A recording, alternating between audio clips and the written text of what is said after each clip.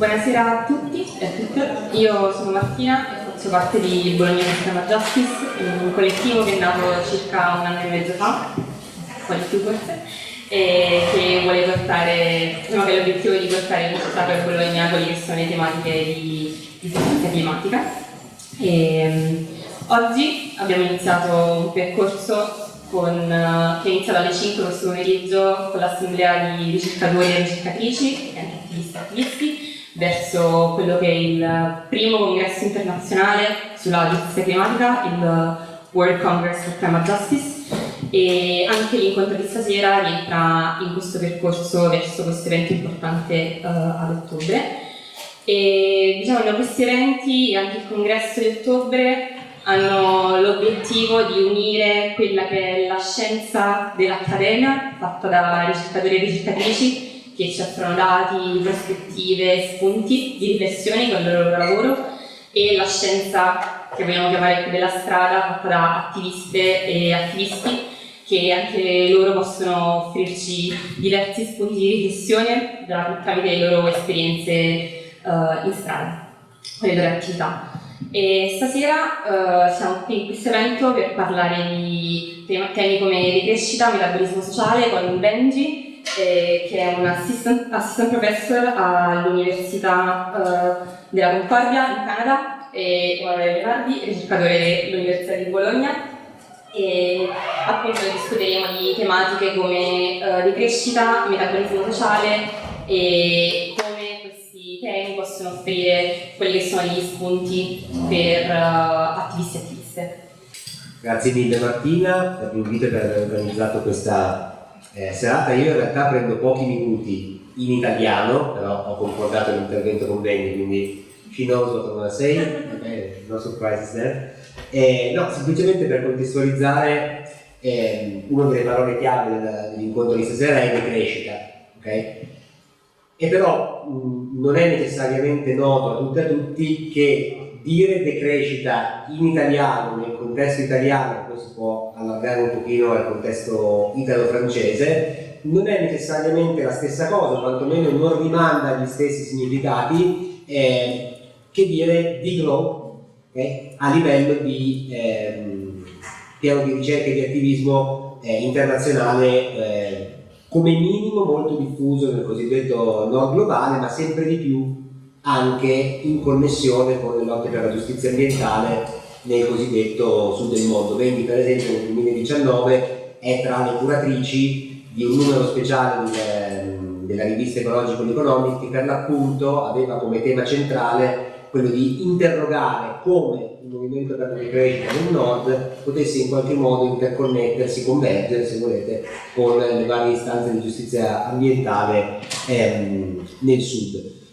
Ora, volendo si potrebbe perdere molto più tempo che la decina di minuti, ma credo forse neanche, che mi prenderò, però mi interessa mettere in evidenza due questioni, okay, che sono due problematiche, non è che sono punti fermi, sono così, proposte interpretative che si possono tranquillamente discutere, però per come emerge nel contesto italiano e francese, la decrescita all'inizio del XXI secolo è profondamente legata al ciclo di mobilitazioni altermondialista, okay? Quindi quel ciclo che convenzionalmente si fa cominciare con la sollevazione in Chiapas e che tendenzialmente comincia a finire 20 anni fa, nel 2003, con le grandissime manifestazioni contro la guerra in Iraq, la seconda potenza mondiale secondo il titolo del New York Times, che tuttavia ha effetto nullo sulla realtà, nel senso che la guerra non finì. E comunque insomma le conseguenze le vediamo anche adesso, e in qualche modo tra le tante cose che condivide con quel momento storico richiama due radici importanti. La prima è che, essendo il primo grande movimento internazionale che segue la caduta del muro di Berlino e il sfacimento del blocco sovietico, è un movimento che si pone immediatamente il problema di recuperare una dimensione di rivolta sociale, okay, in contrapposizione rispetto a quello che era stata la realtà del blocco sovietico. Okay? Dentro questa necessità, a mio avviso più che comprensibile, io ero un ragazzo dell'età di molte persone che sono qui a ascoltarci stasera in quel momento, ed era una sensazione che facevo mia, nel senso mi sembrava assolutamente sensato. Nel fare questo, facendo questo in maniera molto forte, la decrescita italiana e francese, quindi i nomi forse per qualcuno possono avere funzione di segnaposto, no?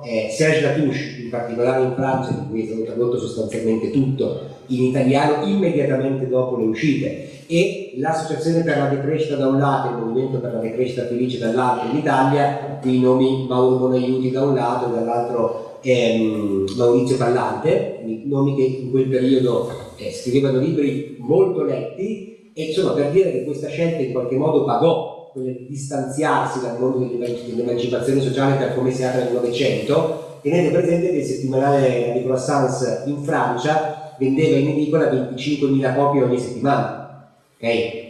Ora, non fate il paragone con i numeri attuali delle vendite in edicola, perché chiaramente non si può fare, però è un numero molto importante, molto importante. Però ha avuto come effetto collaterale, se volete, il fatto per l'appunto di tagliare i ponti non soltanto con l'esperienza del blocco orientale nella divisione dettata dalla guerra fredda, ma in qualche modo di portare con sé una sorta di pregiudizio o distanziamento a priori rispetto a quelle che erano state appunto le tradizioni del pensiero e dell'azione emancipatrice del Novecento, su tutte l'anarchismo e il marxismo variamente intesi, quindi con grandi differenziazioni all'interno.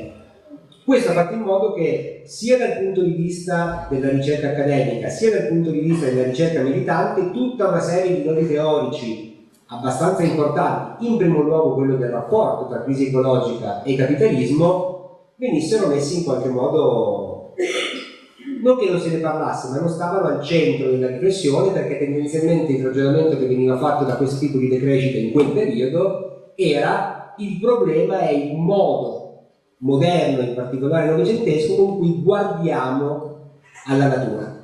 Okay? Il problema è il produttivismo, e se il produttivismo inteso come obiettivo e punto di partenza della gestione della società è produrre sempre di più, dove di più è una misura esclusivamente quantitativa, okay? In un ciclo che è quello appunto della crescita infinita. E dentro questo calderone, no, del produttivismo finivano gli economisti classici, Smith, Ricardo e gli altri, ma anche gli economisti critici dell'economia politica classica, come ad esempio Marx e tutto quello che poi ne seguirà. Ci finivano i neoliberali. Insomma, in qualche modo questo antiproduttivismo finiva in una notte in cui probabilmente tutte le vacche sono nere. Quello che invece succede circa 10 anni dopo, il punto di svolta, spoiler, io ragiono sempre a partire dai cicli di mobilitazione, perché secondo me sono le lotte che danno senso alle riflessioni teoriche molto più che viceversa. Quello che succede è che nel 2011 si apre un ciclo di mobilitazione che non è ovviamente quello altermondialista, che possiamo definire quello in qualche modo anti-austerità. Parte con le primavere arabe, ovviamente, poi raggiunge 15 maggio la Spagna, Occupy Wall Street, la Grecia successivamente e tanti altri posti, è un'ondata globale. E invece quel momento di mobilitazione che segue la grande crisi economica del 2007-2008 riporta prepotentemente al centro degli interessi di ricerca proprio un rapporto con quelle tradizioni di pensiero e azione emancipatrice che erano state messe in qualche modo accantonate dalla decrescita italo-francese. E lì, in quel momento, nasce un nuovo interesse che viene preso anche poi da una nuova generazione di studiosi e di studiose. Bengi, come si vede, è di una generazione diversa rispetto a Bonaiuti, Latouche, eccetera, quindi porta anche un'esperienza di militanza, oltre che di ricerca, in larga parte non sovrapponibile, non necessariamente incompatibile ovviamente, ma il punto, la problematica su cui si forma questa nuova generazione di ricercatrici e ricercatori che si occupano di decrescita sul piano internazionale è come legare la questione sociale e il suo pensiero e le sue strategie di lotta con la questione ambientale e la crisi ecologica. Okay? Dentro questo nuovo panorama sostanzialmente si apre anche tutta una serie di possibilità di connettere l'ambiente e il lavoro, la lotta di classe e la giustizia ambientale e climatica, che sono in qualche modo al centro del lavoro di questa generazione. Cioè, qui Andrea Rizzi, prima ha partecipato all'assemblea, che sta traducendo un libro molto recente scritto da due decrescitisti tedeschi, Matthias Schmelzer e Andrea Fetter, e da un compagno della decrescita canadese che conosce molto bene anche Bengi, che si chiama Aaron Basintian, e il libro si intitola The Future is Degrowth, e se tra poco ci dovremo anche in italiano, spero che ci sarà modo di discuterne collettivamente qui con voi, con altri e altre, e si vede chiaramente che il problema non è più, diciamo così, di stampo antropologico, cioè cosa sbaglia la specie guidata dal neoliberalismo nel rapporto con la natura, ma è un problema invece immediatamente politico. Okay? Quindi dire degrowth significa in qualche modo porsi il problema di come superare il modo di produzione capitalistico come necessario passaggio per affrontare con qualche speranza di successo la crisi ecologica, no? E quindi in qualche modo quello che ci racconterà Bengi si iscrive in questa costellazione di significati che sono cambiati e che tuttavia, ripeto, non sono incomponibili. Okay? Cioè, la prima generazione di decrescitisti comunica, scambia esperienze, insomma, c'è un'interlocuzione in atto, non è che stiamo parlando di due cose diverse, però ho ritenuto che fosse utile per questa discussione avere in mente che c'è comunque una traiettoria di mutazione e di cambiamento sul tema. Passo subito la parola a Bengi, che naturalmente dice cose più interessanti di quelle che ho da dire io.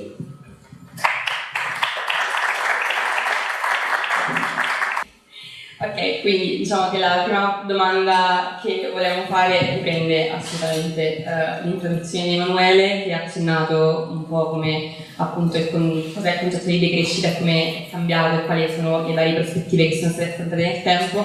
E quindi la domanda è se ci puoi spiegare un po' più nello specifico cos'è il concetto di decrescita e quali sono le critiche che sono state poste anche a quello che è il concetto di degrowth. So basically the question would be like some elements of the definition, okay, and what do you think are the main strengths of degrowth as a critical tool, but also as a social movement, and possibly if there are any some shortcomings or fields in which further development is needed. Hi everyone, thank you for having me. And sorry I'm going to speak in English, but at least it's not my first language either, so we're kind of on even ground. And I cannot see everyone because of the screen, but and thank you, Nele, my good friend, for making this possible, which is kind of a good exercise for me to think about, this movement that I'm a critical insider of in a way. So I came into Degrowth as a very critical kind of supporter, and now I'm talking about Degrowth everywhere, which is kind of weird. And of course, my take on Degrowth and how I see it as a political tool is very much has to do with my history and the political background that I grew up in, which is in Turkey, and political work that I've done there. So it's always a subjective and kind of partial view, right? I'm not a kind of authority on degrowth in that sense. So I often talk about degrowth in kind of a three-part definition. The first kind of the first dimension of degrowth, or the first part of this definition, is the part that I don't necessarily like a lot, but it's the part that is the most dominant understanding of degrowth, which is downscaling. So it's a downscaling of social metabolism, so downscaling the energy and materials that society uses, extracts, metabolizes, and gets rid of as waste. Why I don't like this dimension of the definition actually is because it's been the dominant one, and it's kind of from the birth of the movements, I think.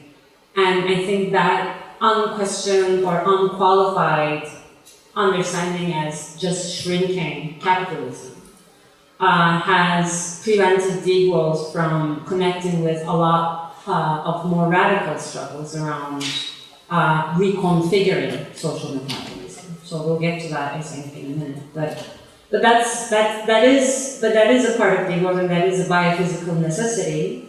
But it's also beyond the biophysical necessity. It is also very much connected to ideas of autonomy and self-determination in degrowth, which I think is a strength. So for thinkers like André or Castoriadis, infinite growth under capitalism, especially, but not necessarily limited to capitalism, also brings with a displacement of self-determination of our needs, taking part in the decisions and the processes that shape our lives. So scaling down is not only a technical matter of smaller, doing things smaller, it's very much a part of ideas of how we live and how we self-govern and self-determine.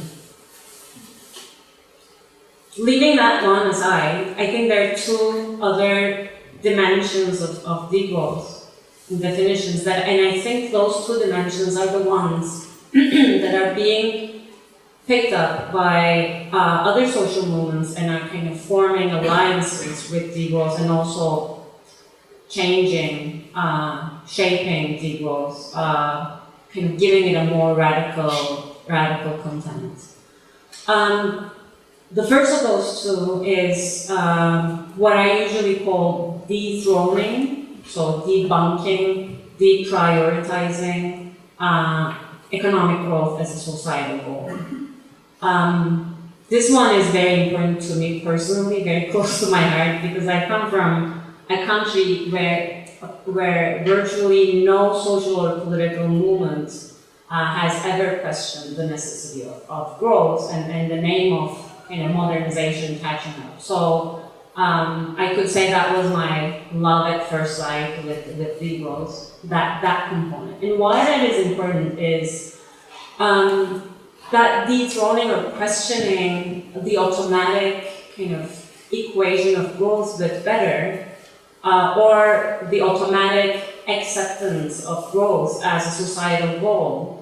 Questioning that and unsettling that also opens up space to then collectively imagine what other principles we might want our economy to be directed towards. So this kind of reclaiming and repoliticizing a field that is often presented to us as a technocratic kind of field of inevitability. So that if you do something, if you don't grow, these things will happen. Or if we do something nice for the people or the planet, it will hurt growth. So this kind of portraying of the economy as if it's like this thing that is outside of the control of the people, that can never be kind of a field where choice or political decision making by the people can be real. I think that is a very strong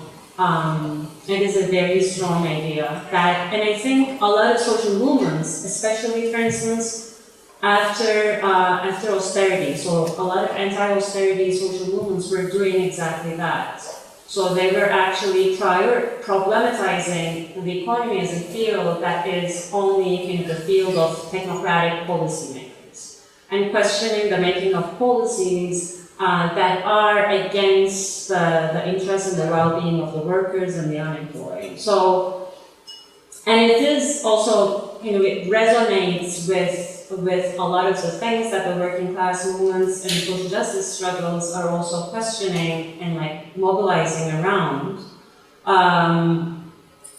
Pushing, for instance, an increased public budget for social expenses at the expense of perhaps competitiveness or trade competitiveness, whatnot. So I think there's that connection between kind of politicizing the economic field and kind of recasting it as a way, as a field that can be popularly reclaimed. And I think today it's being crystallized around that very question is being crystallized around, I don't know the context here obviously that well, but in Canada, for instance, around inflation and kind of inflation being used as a tool to delay any kind of public investment or public expenditure towards climate justice or climate adaptation. We're being told am actually speaking in a panel 2 weeks from now with a bunch of investment people and economists. I think I'm the diversity because I'm a woman and talking about degrowth. And the question is, if doing something good about the environment, will it hurt the economy?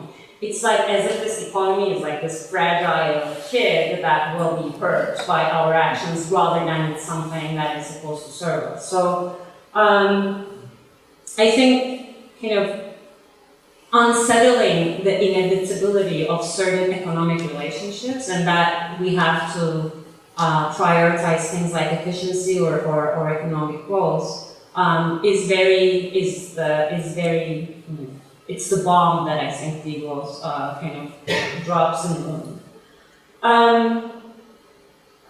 The second of the two additional dimensions of degrowth that I think are being more emphasized lately and gives it a radical component is again the kind of a more recent emphasis within the degrowth movement on not only less but different. So kind of saying that degrowth is not kind of shrinking of the capitalist growth economy, but rather it's a reconfiguration of our economy. So it's a matter of reorientation and the restructuring of what we have today. So it's not smaller capitalism, it's a non-capitalist, anti-capitalist economy. And I mean, ideas there have definitely evolved. One thing that's been always kind of on the table is to build a needs-based economy. So an economy where everyone has equitable access to the means of fulfilling their needs. So this is a very strong kind of principle. But I mean, I guess on the side of shortcomings, it's still not very concretized. So there's still very kind of not a lot of discussion around what constitutes needs or what would be the systems or institutions of provisioning according to needs. There's definitely a discussion around universal basic income, which is kind of one tool to ensure that people would have some level of access to fulfilling their needs, to income for fulfilling their needs.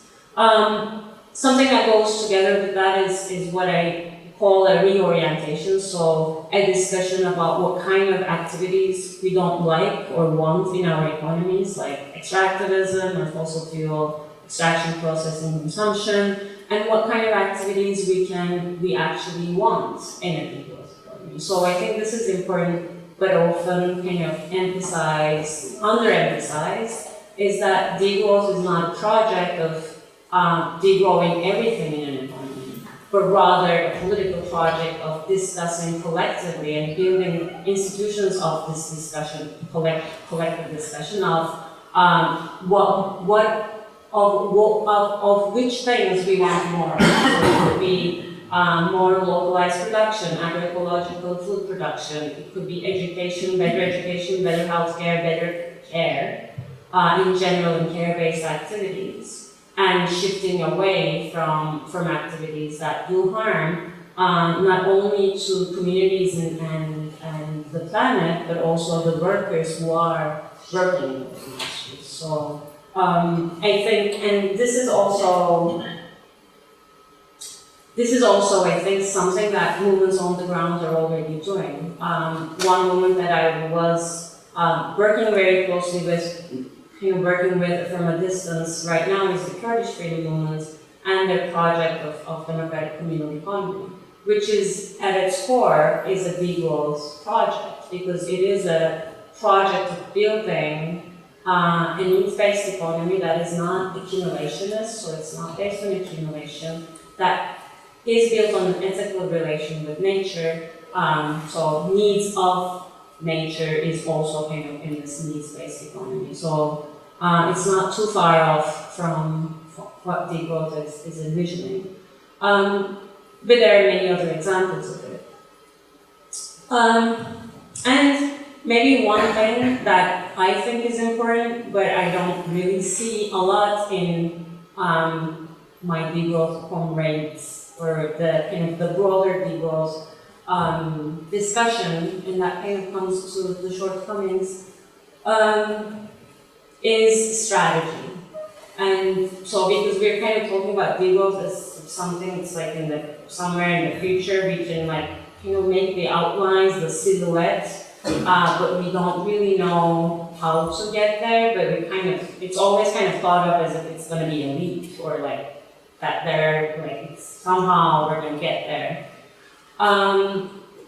Rather, what I want to suggest is some of the things that I've already discussed is already is the building blocks of the strategy, and especially this building a different kind of economy, or building forms of fulfilling our needs and guaranteeing our livelihoods in a way that is detached from continued growth.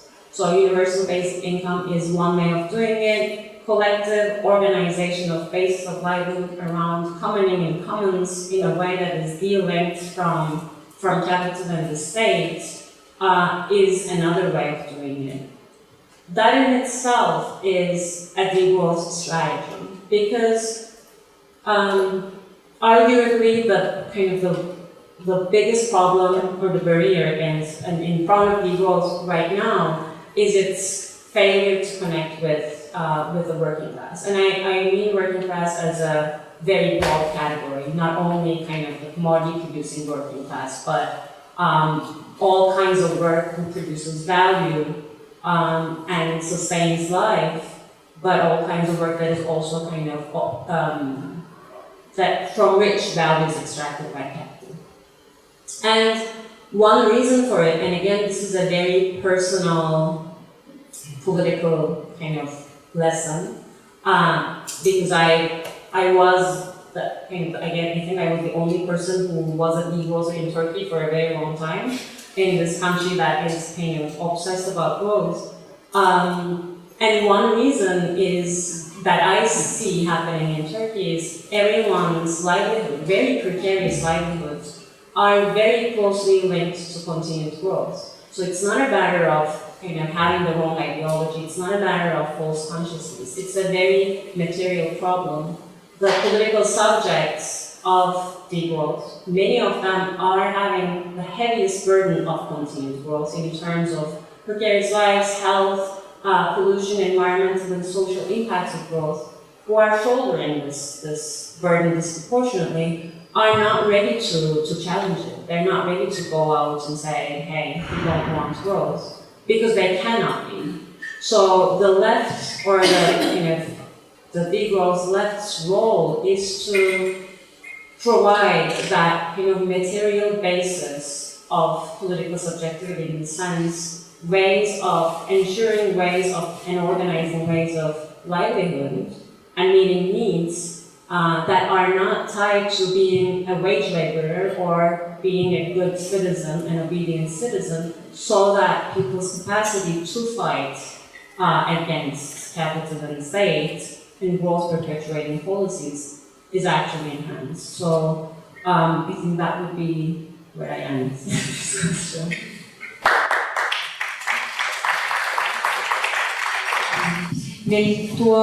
Questo intervento hai accennato un po' il concetto di metabolismo sociale, e la seconda domanda che vorremmo farti è appunto riguardante questo concetto e come si inserisce e come si collega al concetto di decrescita, e quali sono i rapporti tra il concetto di metabolismo sociale e quello che è il nostro sistema socio-economico e in generale il capitalismo. So basically the second question is going to be like, you can delve a little bit more on the issue of social metabolism and its relations with capitalism as a growth imperative defined system, and even like if there are other issues of the relationship between degrowth and social metabolism than the ones you already have talked about.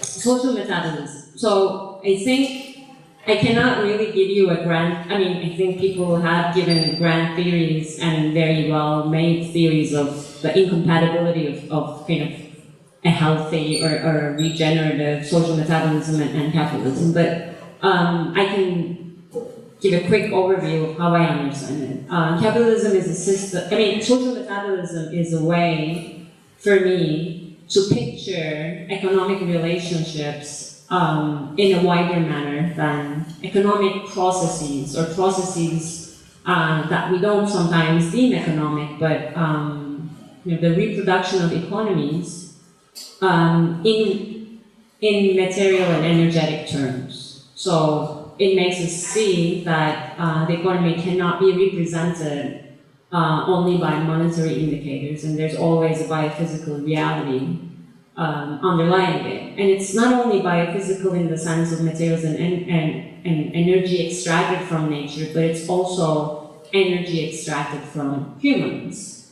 which might not be represented again in monetaristic terms. What I mean is there's a lot of work that humans do in mediating biophysical, so socio-metabolic relationships, so biophysical processes, but also humans do work to support each other and work that is usually unpaid social production.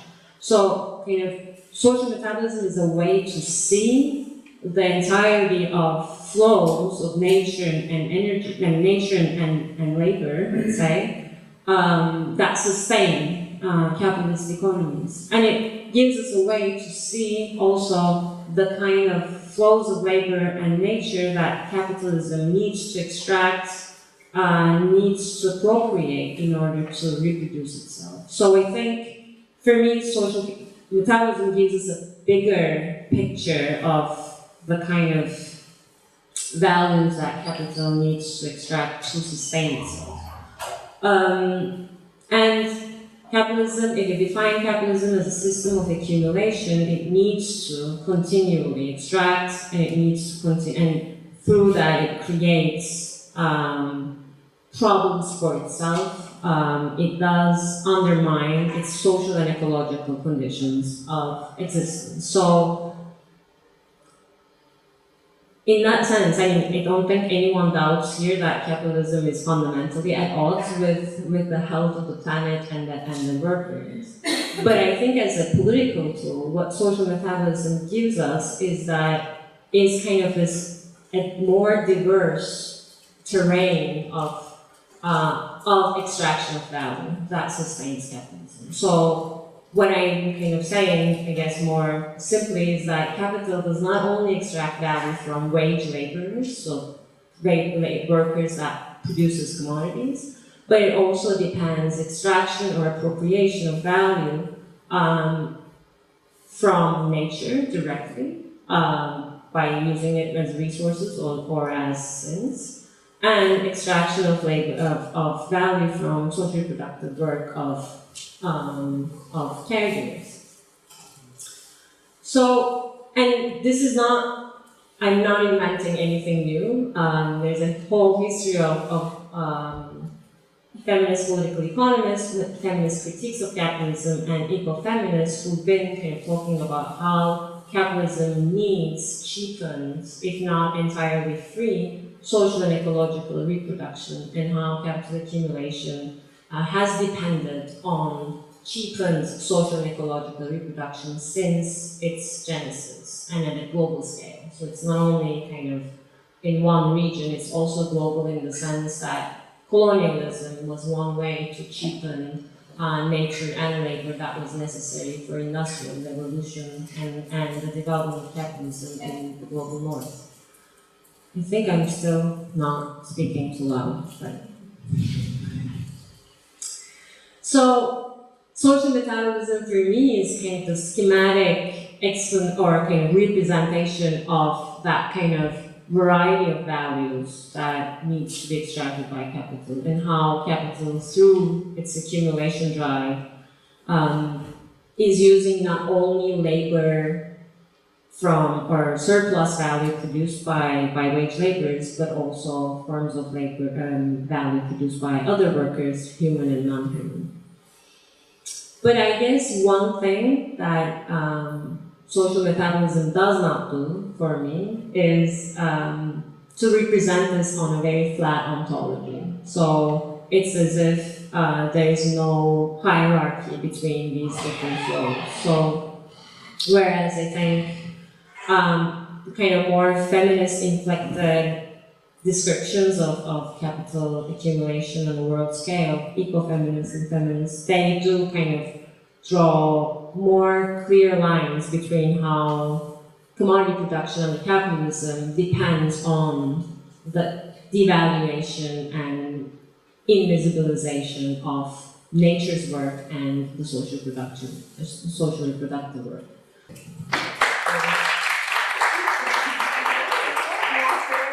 Ok, l'ultima domanda che ti facciamo stasera e poi lasciamo spazio alle riflessioni da parte del pubblico è siccome noi come attivisti pensiamo che sia necessario salvare questo pianeta solamente cambiando in maniera radicale quello che è il sistema socio-economico in cui viviamo adesso, come il tema e l'argomento della decrescita e le sue prospettive possono offrire gli strumenti utili o comunque degli spunti di riflessione per i movimenti ambientalisti ed ecologisti oggi, che comunque devono affrontare quello che è un'urgenza consistente. So that question, or to pave the way to the collective discussion, is that since as activists we are interested in changing the world, not just thinking about it, the last question would be like, how degrowth can tap in or contribute to climate justice, environmental justice, and movements that are springing up everywhere. And let's just remember that on the 3rd, on Friday, there's another global climate strike. So this question is also very much close to a moment of action. Thank you. It's a very good question, and I think this is another dimension, or this is, in my mind, Degrowth's interaction or engagement with the question of justice. And especially kind of global environmental justice is one area that has been deepened in the recent years, and I think thanks to the climate justice movement. So I think there's been kind of a push for a deeper engagement, a deeper kind of strategizing, deeper thinking about what degrowth has to do with justice, or what should degrowth be saying about justice with this kind of push. Degrowth has always been has always been described as a project of justice, but I think it was a thinner, not as strong connection before. And it was more along the lines of, okay, we need degrowth for justice, because especially now, while we're approaching, if not surpassing planetary limits, continued growth continues to create very grave, very critical, serious costs on planet, but also costs that are borne by communities all around the world, and those costs are never equally distributed. So, continued growth has costs that are always unjustly shared, was the idea. So, stopping growth is necessary for not creating more injustice. So this was the main line, and then there was also some discussion of how injustice itself is a driver of growth. So it's taken up in different scales, but how under capitalism, for instance, growth has become a way. Growth is the only politically feasible way to address some of the injustices and some of the poverty that exists, because a more radical redistribution of wealth is not possible, so we grow and we give a little bit to the poor people. Or discussions around, there's some discussion around also in Degrowth earlier about how injustice, especially inequality in a given society, drives consumption. It's this idea of status consumption, and how you try to kind of show off your status, so you kind of consume more. And I think it's an important idea kind of to think about consumption, but not a very deep engagement, I think, with global justice, especially. But there's, as I said, there's kind of a more recent, and especially in the book that was mentioned in Aaron, Andrea, and Matthias's book, they kind of cast degrowth as entirely as a project of global ecological justice, which I think is really good. And I think it's really kind of a good connection with the movements and with kind of how the global environmental movements agenda is being shaped. And I think it also came at a moment or as a result of an ongoing engagement with critiques of capitalism and kind of a deeper political economy and political ecology view of capitalism as a system within degrowth. So this goes something like that the unequal or kind of this unequal position of countries of the global north and global south in the global economic system, capitalism, has been the basis of continued economic capitalist growth. So this has become more of a keystone in degrowth, I think, activism and thinking lately, which kind of gave degrowthers a way to kind of further criticize, especially growth in the global north, and say how that growth has been, in a large part, has been possible because of the flows of cheap nature and labor from the global south. So global north could become prosperous at the expense of the global south, and expense of the global south's natures and peoples. So, and also I think like a corollary to this has been that this kind of uneven insertion into the global economic system has also put countries of the global south in very specific developmental trajectories where they have to rely on very detrimental and harmful economic sectors in order to have any shot in kind of a decent kind of living standard. I mean, also notwithstanding the kind of inequalities and injustices obviously going inside global south countries. So this gives, I think, this provided a basis for degrowth to couple with kind of calls for repayments of ecological debt, so kind of broader than climate debt, but kind of, and revive debates on ecological debt that happened in 1990s, and kind of to support that, and kind of also climate and colonial reparations, and join with kind of critiques and ways to address ecologically unequal exchange, which is kind of the loss of nature through international trade. The fact that some countries are specialized in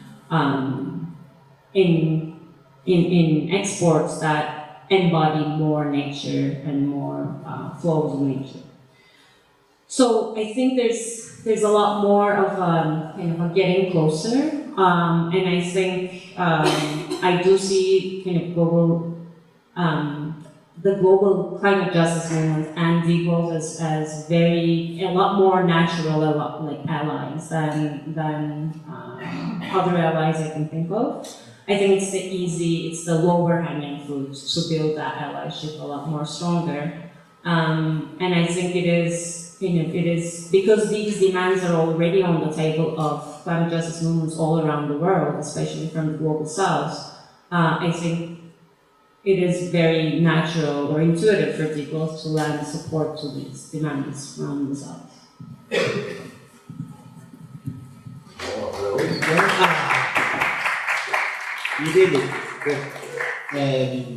Bene, ovviamente se qualcuno ha voglia di porre domande, critiche, commenti, qualsiasi cosa, il microfono è aperto e non ci sarebbero problemi se qualcuno vuole formulare una di queste cose in italiano, poi la traduciamo per Bengi che risponderà poi in inglese. Okay, so I wanted to ask you, I'm an economics student, and I was wondering, like, what do you think about the role of bringing some, like, what are the hope for some kind of a diversity in economic courses? Like, how can we build as students like some theoretical developments about the theme of the growth? Like in our economic courses, we only study theoretical models that say that an economy in equilibrium, so where everyone is at best, is an economy where there is steady growth, so constant growth, and but it's like obviously this is based on assumptions that can be like criticized, for example, by valuing stuff that is not only material products and so on, and like. Do you see some hope in like some in the future that we will be taught by experts in economic models that are not based on growth but on degrowth? And what do you think we as economic students can do for bringing such diversity? Thank you for the question. I don't know if you know, but I was trained as an economist, and I did my PhD in economics as well. So again, kind of coming from a very personal political story. I did my PhD in one of the very few at the time. I think there are none anymore. Radical political economy departments in the U.S. It was dedicated to heterodox economics, and I don't know, I took like 15 courses throughout my graduate studies because we were taught everything about mainstream economics and then everything about its critiques from multiple perspectives. I'm saying this because it's an important story because this department as it was does not exist. It's become a lot more mainstream. And this department, I have a friend who's trying to write a dissertation about degrowth and he cannot find a supervisor because they're like, no. I mean, they're partly because they are kind of green Keynesians and they want, like, they're kind of green New Dealers, and partly because they're orthodox Marxists who think the only way to beat capitalism is through the kind of the blue-collar worker struggles. But the point about kind of having diversity is, and like that department could not survive as a heterodox department because unless you're struggling towards changing the political economic system you're in, teaching about it is always kind of having this bubble where you teach about different models becomes more and more and more unsustainable and precarious. So we can have diversity, and this was pushed for after the 2008 crisis. And you will remember there were all these kind of rethinking economics student groups who were pushing for curriculum change. And in my experience, a lot of them have been co-opted, and we went back to status quo.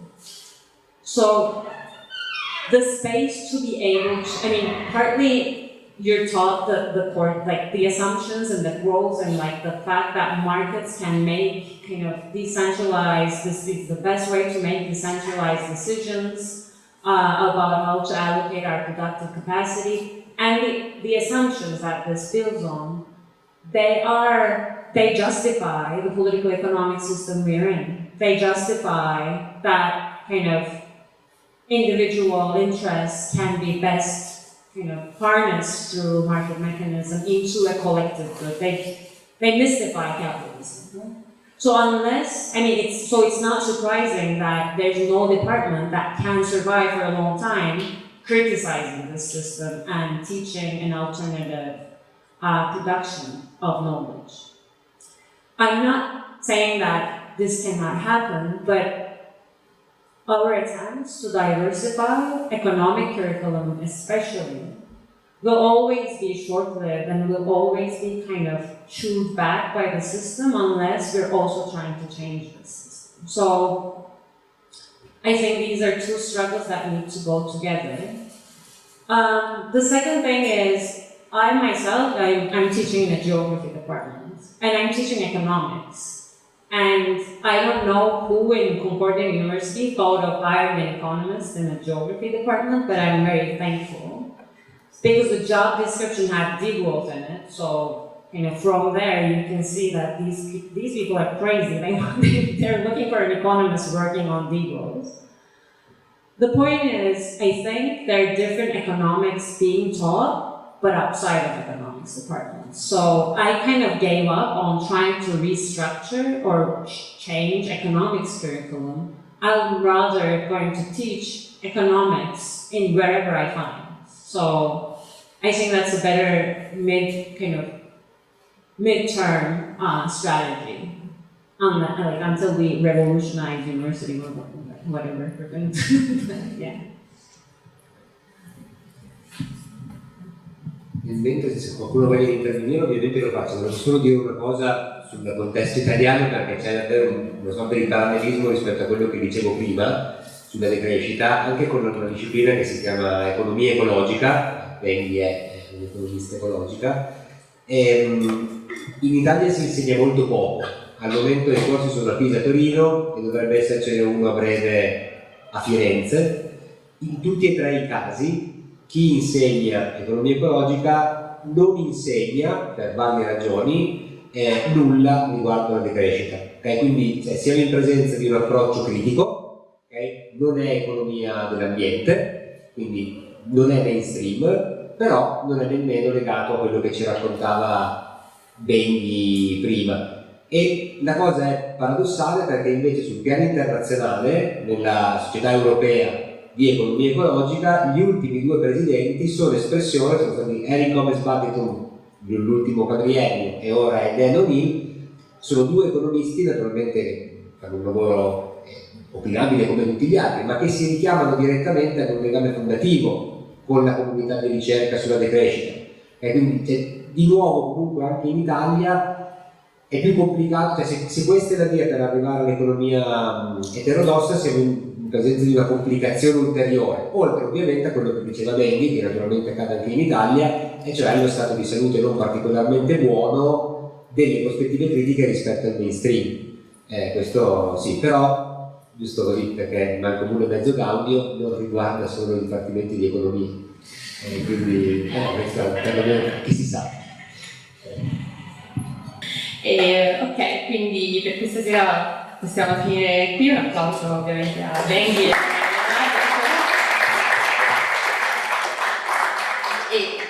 prossimi incontri importanti, come è stato detto prima, venerdì c'è il Global Climate Strike, quindi partecipiamo in tanti, e ovviamente anche mercoledì prossimo, 8 marzo, quindi il corteo transfemminista, e parteciperete in tanti.